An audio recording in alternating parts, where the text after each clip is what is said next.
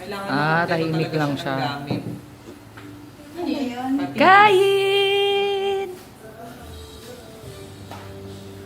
Hi! Smile! Ano ka na ulam? Smile! Hindi talaga kung anong yung mga nakapaligid. Oo. Tinitignan niya. Baka daw masasamang tao. Mm.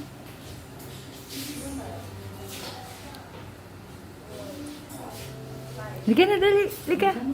Sama ka na. Kapit sa kapit ka doon Hindi naman kita ilalaglag. Parang ang laki na niya. Parang 1-year-old na siya. Kapit na kapit siya doon sa upuan. Kain, kung ubusin mo yan lahat ah. Ubusin ta lahat. Pakita mo sa video. Okay. Ubusin. Grabe naman eh. Buong maghapon mo na yung pagkain.